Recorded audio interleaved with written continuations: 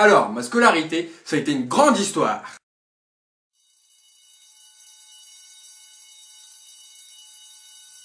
Je me souviens de ma rentrée au collège. Tu sais, quand tu es en 6ème, normalement dans ta tête, à ce moment-là, t'es heureux. Youpi, je rentre en 6ème, fini les coloriages. Mais en fait, pour moi, quand je suis rentré en 6ème, bah j'avais la trouille. Surtout quand tu vois les 3ème, qui sont grands comme ça, et toi t'es là. Après, dans la tête d'un élève normal, tu as qu'une trouille. C'est de pas avoir ton nom sur l'affiche. Mais moi, j'aimais tellement l'école que je voulais passer ma rentrée des classes dans mon lit. Ce qui est bien au collège, c'est que tu fais ta toute première élection.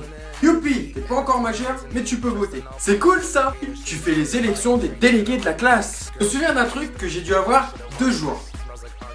Le cahier texte de la classe. Le truc qui te rajoute du poids dans ton sac. Déjà que ton sac, il est lourd, mais là c'est pire. Et il faut le ramener tous les soirs et le prendre tous les matins au bureau des CPE. Moi, ça a été rapide, comme par magie, il a disparu.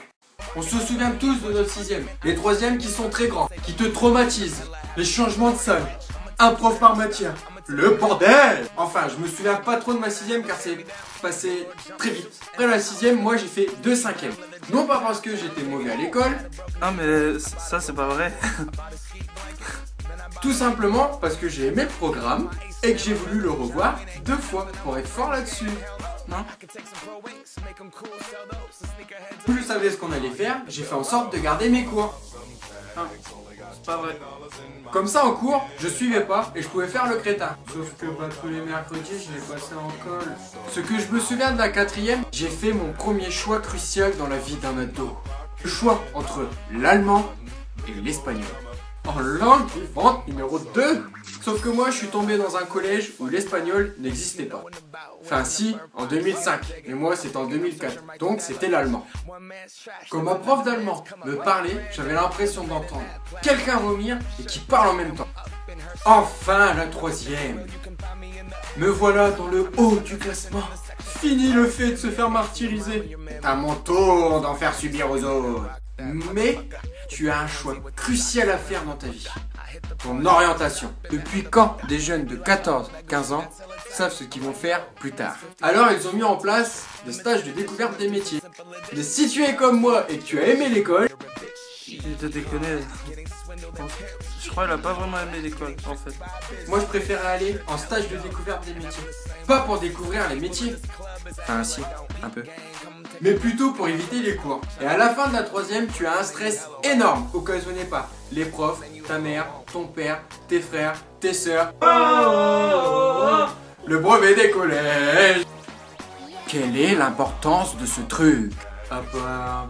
T'as la pété grave. Quoi c'est important? Bah ça fait un plus sur le CV. Genre la personne qui a tous les diplômes comme le BEP, le bac, le BTS, master, ne va pas trouver du travail car il n'a pas le brevet des collèges. Bon, après tu as tes vœux du choix du lycée. Le lycée, tu te dis, youpi, la cour des grands. Enfin je pourrais sécher sans que les parents le sachent. Ça c'est faux, c'est un concept. Surtout qu'ils appellent quand tu sèches beaucoup. Je sais, j'en ai fait l'expérience. Bon, j'ai fait une scolarité correcte.